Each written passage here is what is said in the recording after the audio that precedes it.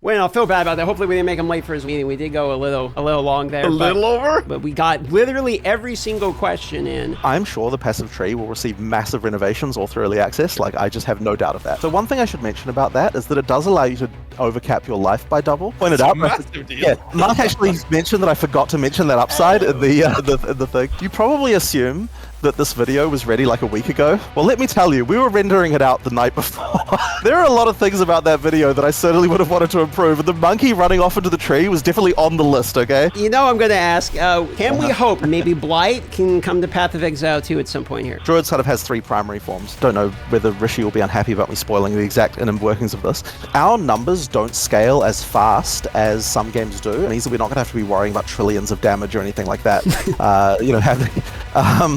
So I don't think we're going to have to ever do a number squish or anything like that. Like, we've never really felt like the need to worry about that. So first things first, we definitely want to make sure that juicing is still a thing. And the juice is substantial if you can get everything all at the same time. The question is, can you do that every map, or can you do that only some of the time? But wait, can you mod? So beyond that, can you modify the bosses themselves? So generally speaking, not. So I'm pretty sure the Brimstone can't get mods. Yes! Yo, PoE 2 is going to be a 10 out of 10 game, bro. Hi, everybody, and welcome to Tavern Talk. We have Jonathan with us yet again to talk about PoE 2. How are you doing? Pretty good. Obviously the response to the live stream we did was kind of crazy. I don't even know what we really expected, but certainly there seems to be a lot of hype. So this one is going to be an obvious one. If I didn't ask it, everyone would be mad. So there's 6 classes coming to early access. Some of them have already been showcased, but they're not in there. Namely, the Druid and the Huntress. So I think people are curious about, are they coming soon? What's going on with these classes? Yeah, so they'll definitely be coming relatively soon. I'm not going to promise a date, but certainly the next 2 classes you see will be those 2, like in terms of in early access. And I think I've even said this before, but we really underestimated what it takes to finish a class, I think. It's like you make a bunch of skills and you're like, oh yeah, we've made the skills, that's the class, right?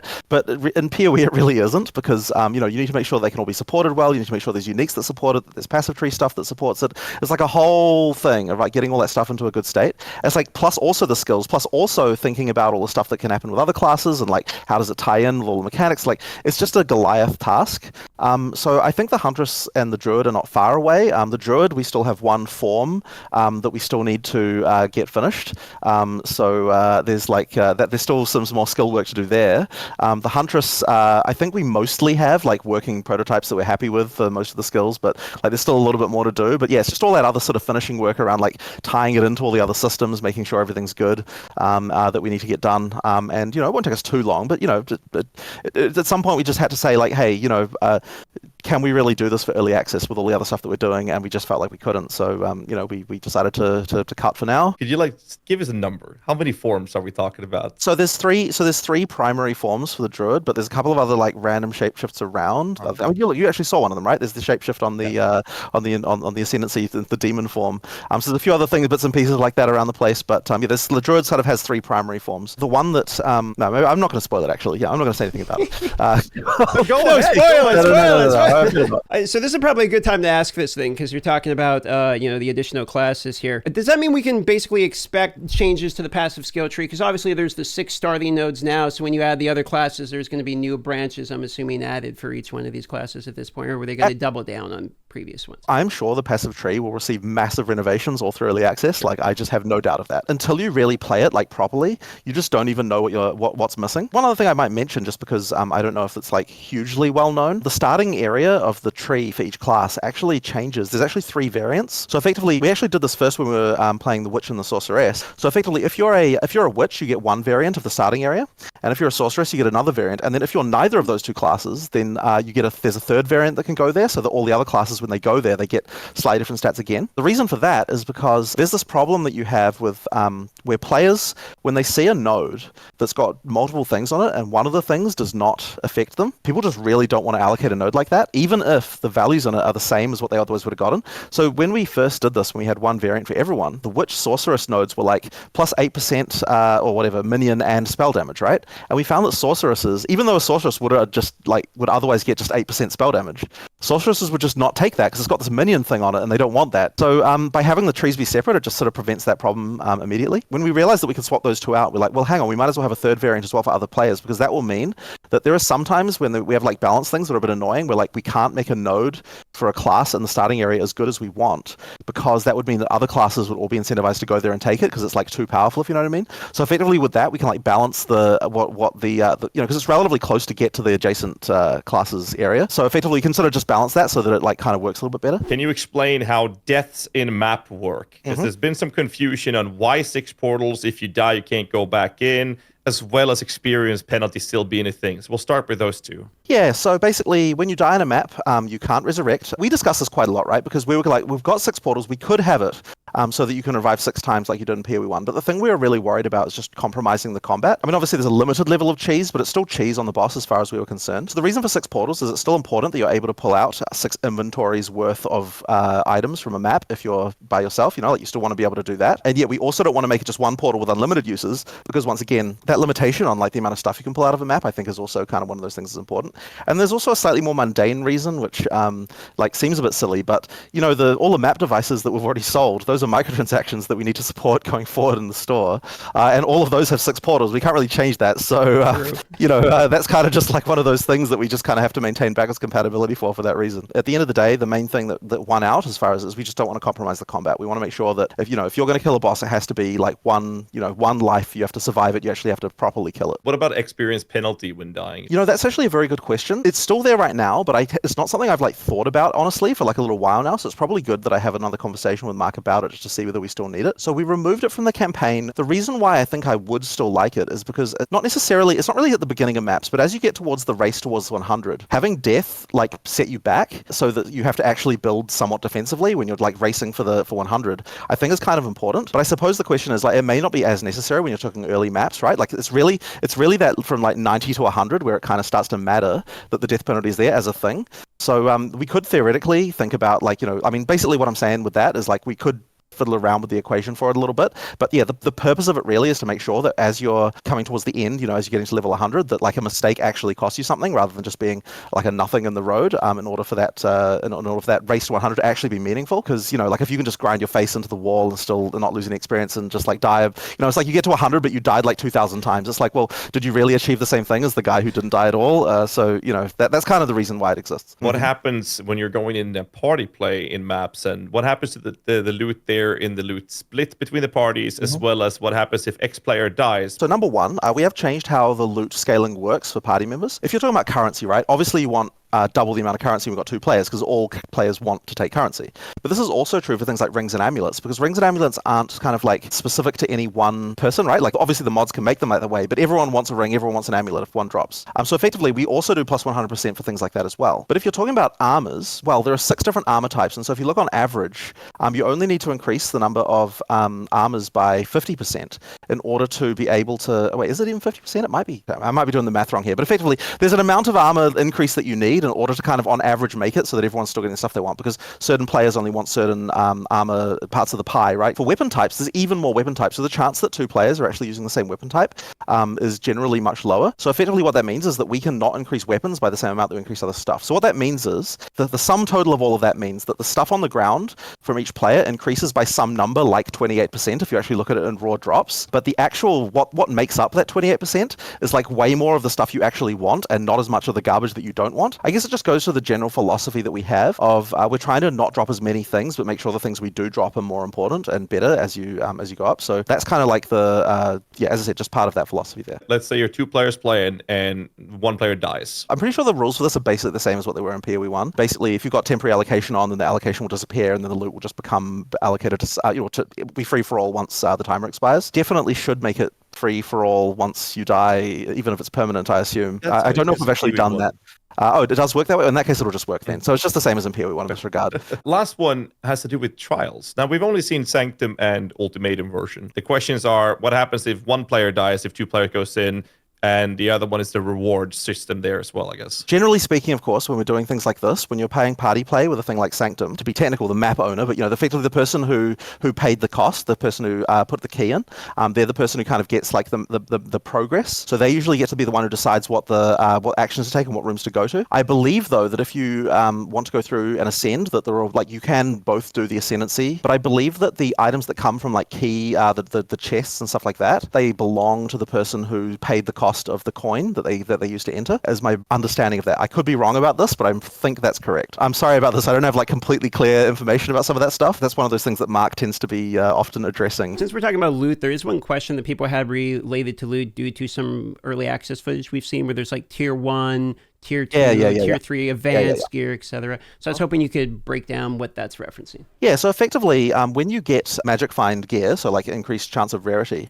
we wanted to try and make it so that the gear that you get from that is better, and not just in the way of just getting like, more rares. I mean, it does do that as well, don't get me wrong, like you're still getting more rares, more uniques and so on. But we wanted to make it so that you could scale rarity by a huge amount. The way we do that is there's 5, and I don't know whether Rishi will be unhappy about me spoiling the exact inner workings of this, but there are 5 tiers to start with that you don't see, that you can't see, that change a thing, because those don't change anything about unidentified items, but they do change the percentage chances that you get certain things. For example, chances to upgrade currency to higher types of currency. You're getting like the chances of not spawning items with base types that are lower level than what you would need. So effectively sort of clamping the base types that you're going to get into like a smaller range at the top, and these kind of things, while also increasing like magic and rare and uniques and stuff like that. Those tiers start to open up like what types of uniques can go into the pool. And to be clear here, there's always a chance that you can upgrade through these tiers regardless of how much Magic Find you have, right? You don't need Magic Find to get this. It's just that Magic Find is effectively increasing the chance that you upgrade through them. A way you can make drops in an action RPG feel good is just by dropping tons of crap on the ground. But like ideally, we can actually make it so that you don't have to worry about it in the first place. And so you need to find a way to give people the hit of dopamine without having to just do that by like literally covering the screen. But it's like ideally you get that by the value of the items. Like that the value of that stuff is really good. And I suppose on some level, item filters are even sort of achieving that anyway. Since you bring up the concept of loot filters, official confirmation loot filters sounds like are supported.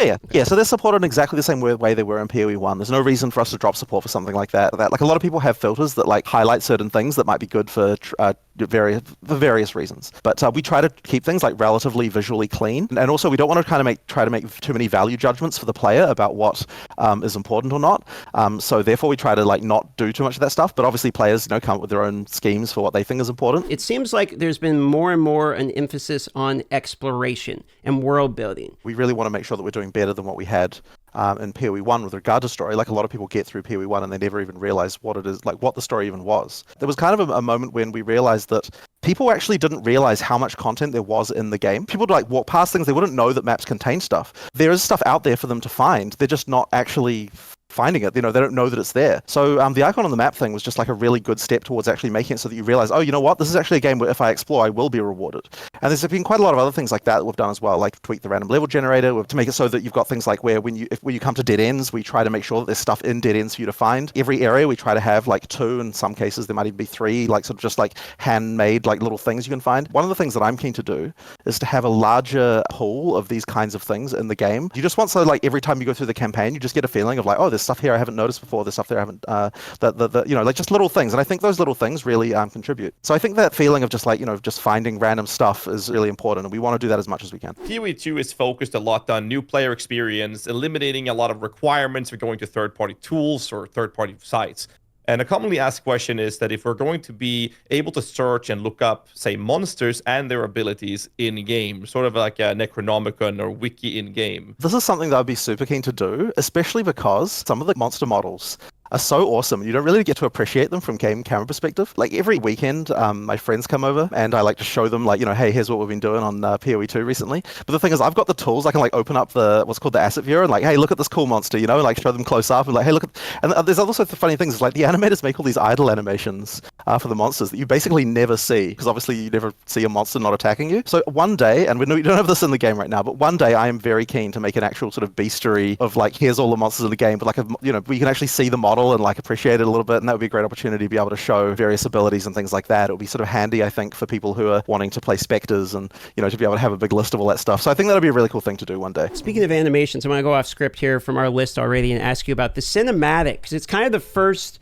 full like major cinematic that, has really been revealed so far. So was it difficult doing your first cinematic, and did you guys get the result and the response you were really hoping for? Yes, it was definitely very hard. I mean, obviously we've never done anything like that before. I mean, I wrote it myself, and there was a New Zealand company who we commissioned to kind of to work on it. So that was certainly, they did a really good job, right? Like it's really awesome. I was really concerned, right? Because obviously the comparison is to like Blizzard and all the crazy cinematics like that. And to be honest, like the quality of the animation is not what Blizzard does, right? Like, I mean, they, we do a lot of things in order to make it so that like it is like, I want the content to be really awesome, but it's like in terms of just the raw like amount of millions of dollars that they probably spend on their cinematics, right? Like we're not at that level. We're not there. But I was really hoping that you could get a feeling of like the world and the kind of, I want to make sure that people understand right from the word go that like there is a brutality here, and like we're not sort of pulling any punches when it comes to the kind of things you can expect in the game. So that was kind of what I was going for. The thing that I actually based it on is I was thinking a lot about the Riddick movies, the classic like like a team of guys go in all overconfident and then they get picked off one by one. That's kind of what I was imagining. I was like, okay, how are we going to do this? But it also has that sort of idea of the flip of like the team you're following are like the bad guys, but you kind of think of them as like but they're kind of yet the main protagonists, and it's like you get that flip at the end where you realize that the bad guy hunting them all is actually the good guy. So I was pretty happy with that one as well. I am a notable Blight enjoyer, so yeah. I'm going to ask, can we hope? Can you tease me with anything? Give me some copium that maybe Blight can come to Path of Exile 2 at some point here. Well, I will say this: Blight is a relatively easy league to add compared to some others. So when we're looking at leagues of like, here are some leagues that we can put in like relatively easily, that is one of the ones that would be relatively simple for us to do. Obviously, one of the reward system it previously had has now been moved to a different thing, which means that Blight will need a new reward system, and we've got ideas for what we can do about that. But we've got monsters we can use for it. We've actually got a bunch of environment art from Act 5 that would suit Blight perfectly well. So I'm just hearing Blight login. That's what I'm hearing when you're saying. PoE 2 looks like there's a significant amount of ways to increase power on maps. How does the juicing compare to PoE 1 for endgame mapping? Now, we saw a lot of it in the reveal, but could you elaborate on it? So first things first, we definitely want to make sure that juicing is still a thing, but I don't know that you'll be able to get to quite the level that you can get in PoE 1. It's a little bit hard to say because, the way that this can go down, I mean, look, we think we can know like all the things, but you never really quite know exactly how it goes until you get like masses of players, because trade is a huge part of the economy for how juicing works. And the juice is substantial if you can get everything all at the same time. The question is, can you do that every map, or can you do that only some of the time? And I honestly can't say until the trade sort of starts to happen. It is still substantial. Like you still need to feel like a god. So I guess the follow-up question would be, what are the plans to manage severe increase in power creep moving forward, so you don't end up in that category where you're one-shotting the entire screen? I mean, look, PoE 1 obviously did get pretty crazy, but at the same time, like, we had a lot of years where things kind of weren't like that. And I think that effectively, I believe we can still maintain that. Our numbers don't scale as fast as some games do, and they don't go quite as exponential, which means that we're not going to have to be worrying about trillions of damage or anything like that. And like, I mean, it can be. So I don't think we're going to have to ever do a number squish or anything like that. Like, we've never really felt like the need to worry about that. There are certain people in the company who just, are just very careful about stuff. So I mentioned Rishi a couple of times. Like, me and Mark are often the ones being like, no, numbers high, and he's like, no, keep them low. So I think together with that, we kind of come to some kind of medium ground where we don't get things too out of control. Can we get any information related to a Righteous Fire or where that is going? I was kind of wanting to follow up with that. So it's not an early access right now because it's on a class that is not, it's one of the skills for a class that's not going to be an EA. So you get that a little bit later. Significantly changed or it is very different. Okay. But it's still fundamentally, it's still fundamentally a thing where you're lighting yourself on fire and there's fire damage around you and that kind of stuff, right? It's just that, like the exact mechanics from a stat point of view. Like, if you looked at it on the screen, you'd be like, oh yeah, that's Righteous Fire. But if you look at the stats, it's like works quite differently. Bricking the Atlas. Yes, you can. If you die in a map, you can't do it again. What happens when you brick all the stars around? Yeah. So we have the ability to effectively restart your Atlas. If you completely cut yourself off, you can do that. I don't remember remember what way it is to do that, but it certainly came up when we were first talking about it. There just has to be some way to allow you to effectively restart your atlas from scratch if you need to. So there's 4 connections to the starting point. So you'd have to die 4 times in a row in order for that to happen to you, and then if that happens, it'll automatically re-roll the atlas, so you can kind of just try again immediately. But yeah, hopefully not too many players have to do that and run into that issue. The web of connections is dense enough that usually there'll be some other way around to get to something that you want. But bear in mind, there won't be too many, right? Like if you then die in another one of the entrances to get to some piece of content, that could definitely cut you off. So there are some consequences for death. Speaking of the map, I got just a couple of questions related to the map. One is when we're talking about breaking the map and not being able to go to certain areas if you fail too many. Does this account for like bosses too? For instance, like pinnacle bosses, and are they linked together where you fail the maps around it, you cannot go do the boss now? Yeah. The cities with the Uber bosses, those are extra special because if you fail one of those, if you fail to kill the lieutenant, then the boss will disappear from the Uber boss will disappear from the center of the city as well. So those ones are like you really have to be able to do those fights, and it will be quite challenging. That's for like the ultra pinnacle content, like that 7th system, which has the I don't want to say the name because we didn't spoil it, but that pinnacle boss encounter. Okay, so speaking of pinnacle boss encounters, I hear there's what you said tier 1 through 4, correct? So you're talking about the trees at the end where you add the difficulty. Yes, exactly. There's 4 tiers. Yes, that's correct. So beyond that, can you modify the bosses themselves? Are the bosses static and you modify on your tree only, or are the bosses almost like maps? You know how you can modify like invites, for instance, from PoE 1? So can you further modify these? So generally speaking, not. So I'm pretty sure the Breachstone can't get mods. What I will say is, in general, like it's not like it isn't the same for every league. Like for each league, we can decide what we want to do there. But generally speaking, for those 4 in-game things, the main thing you're going to be doing is modifying the difficulty using the tree like that. And that difficulty scaling does introduce things like, it can even modify things like how skills work and like, the number of minions that a boss might summon and things like that. Like there's all sorts of stuff like that, but it isn't random what you're doing there on the tree. So for the pinnacles, it really is just kind of mostly just that difficulty change. So another question I was kind of wondering when I was looking at the map, I noticed you use the example of like the paradise, for instance, you get the bonus experience, and that is obviously on the beach because it's tropical. So since the biomes are determining maps, do these unique maps also have drops associated with them? Essentially where I'm going with this is, are certain biomes going to help you target farm certain types of items? Absolutely. And we want to do even more than just what you were saying with the unique maps. Like we have just certain maps, like this map has got this theme and therefore it can drop more of this item and stuff like that. This is one of the great things about the new way that the Atlas works, is that with the previous Atlas, we couldn't really allow for target farming in that same way. Or when we did, it was always a problem, like with div cards and so on, where, obviously we modified div cards so you can move them around now, but generally speaking, it was the case with the old Atlas that if we made it so a map had something special, then everyone would just play that map continuously forever. So with the new system, we effectively can say that, it's okay to have wild variance in between, the value of certain things, because, you're limited by having to find more of it. And if you happen to know that the thing that you want spawns in desert biomes, and then you're using towers to find those desert biomes, and then you're looking around, okay, like finally, I'm just going to go through all the deserts. You can absolutely do that.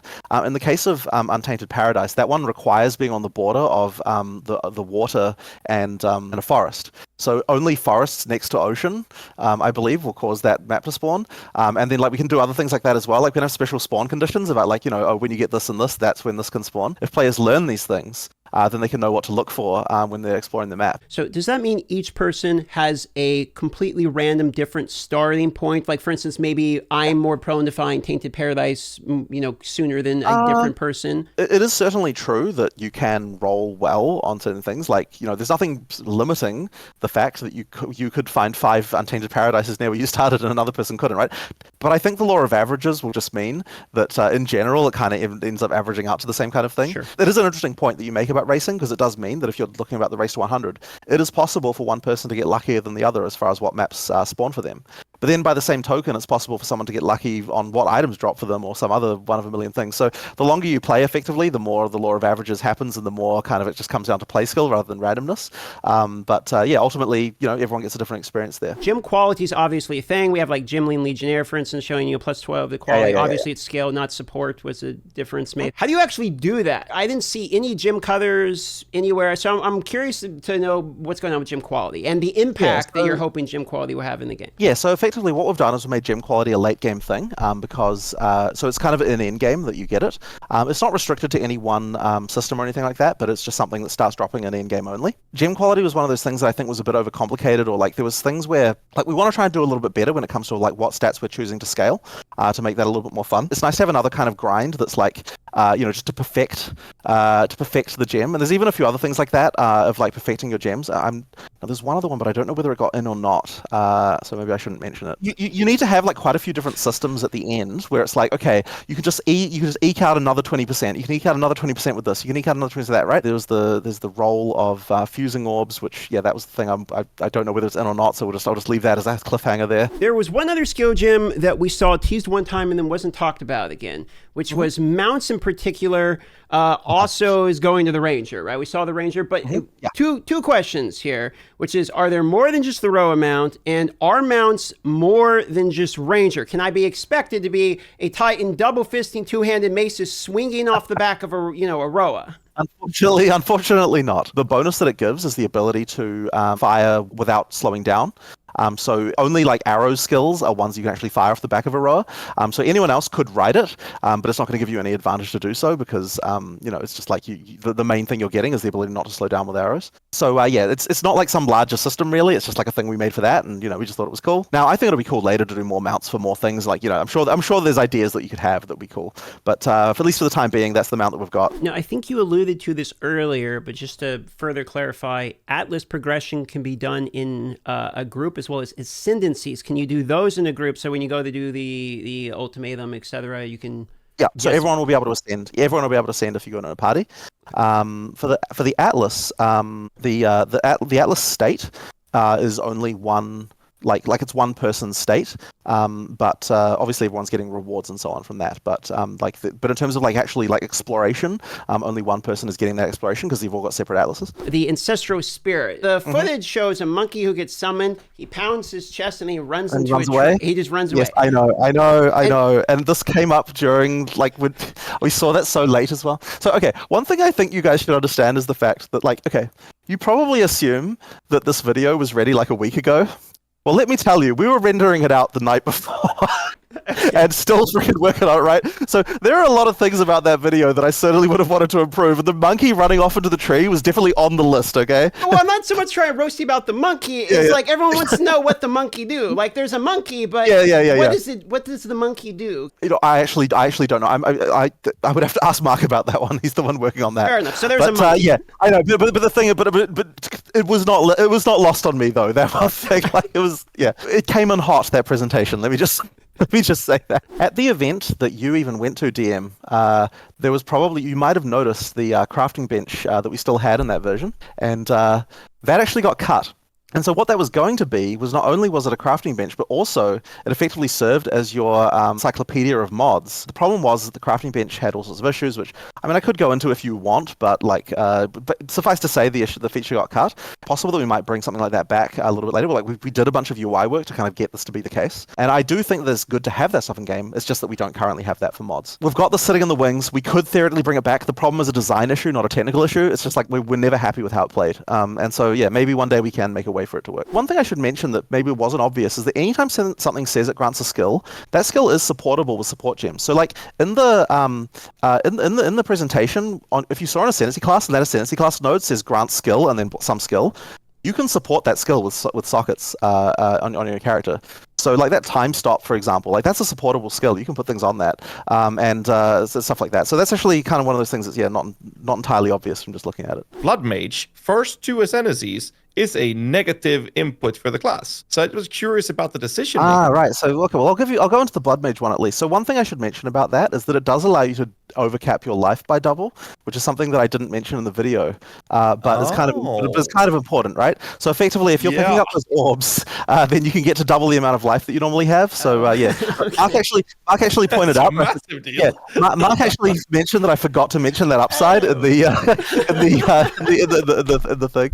So that's kind of an important element as well. Okay, all right. So, yeah. We're just at the Q&A rapid fire, the last few couple from chat here, and then we're pretty much going to send you on your way. How many ascendancy points are we going to get in total? Yeah, so same as PoE 1, it's 8 points. So effectively you've got 6 points throughout campaign, and then the last one you have to be an in-game to be able to get. Party play, there was the Chronomancer, looked awesome, was the one that caught me off guard the most. How does the freezing time work in party play? Can we get to the point? It doesn't stop your friends. Okay, Yeah, it only stops the monsters. So so you can overlap these, have someone go and then the next guy go and then the next guy go, and theoretically.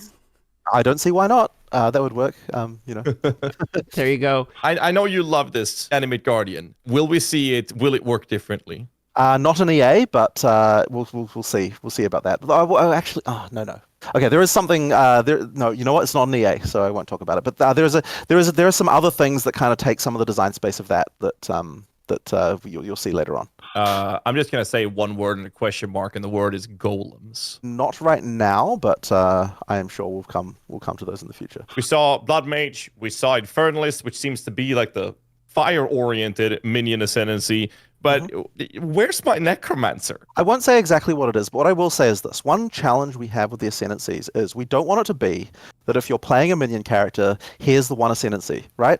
We don't want it to be that this is always your choice. So this makes it very tricky to design because we need to make sure that there's something in a variety of these that you'd actually be interested in. So yeah, that's effectively the design constraint we're working around with. Strong boxes seem like you kind of get locked in almost like Rich. It takes a really long time for them to come out. So this is another one of those. I wish we could have replaced that shot things because afterwards we're God damn it! We sped up the frickin' spawn rate on that strong box right after we recorded that, and we didn't get a chance to reshoot it. So yes, the number of monsters that spawned from that is much faster normally. It's just that the number was incorrect in that video. Mouse plus analog concurrently. If you have an analog stick plus a mouse, can you use them both at the same time? This was somebody asking about an accessibility question.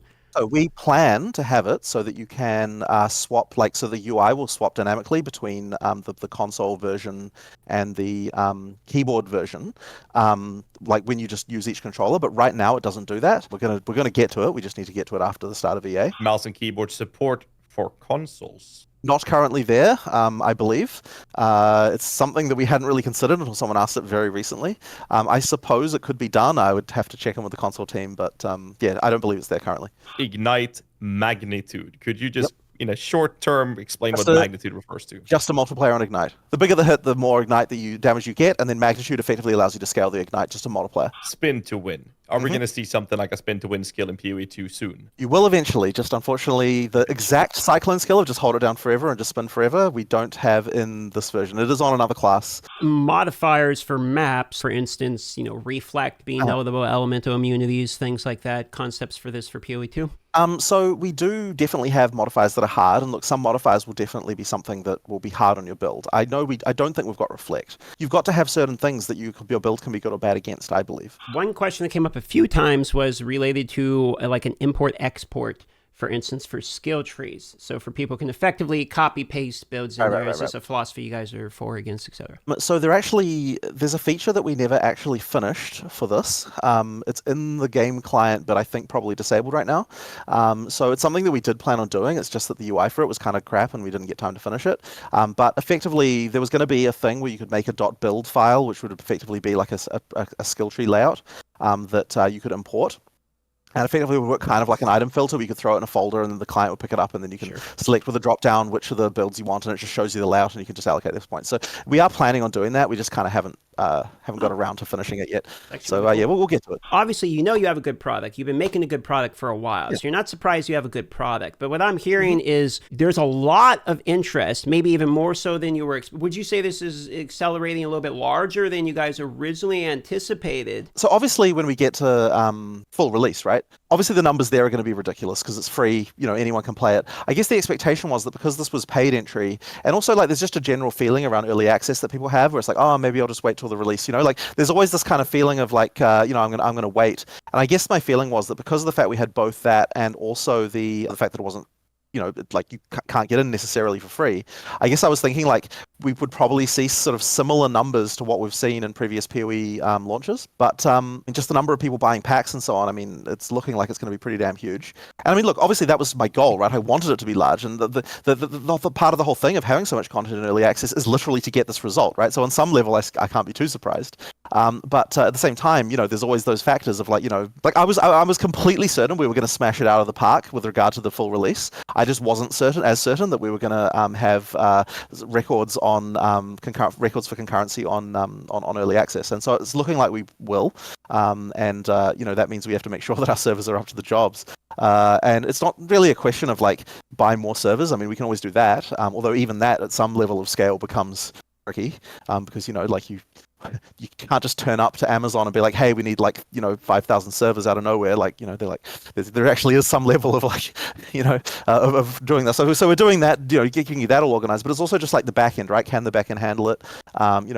We have to write, load testing stuff to kind of make sure that we can try to simulate it, but then your simulations will never quite match reality. You never quite know, will it actually work? So, we're doing our best basically to try and make sure that's the case. But I think we could see a pretty significant amount of people turning up early access. It's looking like it's going to be very popular. Is there anything you want to throw out at the end, just because we're about to wrap? Is there anything you want to say, ask, or I mean, I don't know. Really, I think we probably covered everything. But I just really hope everyone enjoys the game when we release soon. I'm just really keen. And as I said, I'm sorry if the servers fall over. I really hope we're able to get the servers to not fall over on release day. That's just my one goal now. So yeah. All right, cheers. Amazing. Thank you very much. Did you guys enjoy the interview? Thank you for joining, my dudes. I will be live again tomorrow, 12 p.m. PST, as always. Thanks so much. Appreciate y'all. 07 in chat. Thanks for being here. It was a good one today. That's it, boys. Thank you all. Love you. Have a great night. See you in the morning.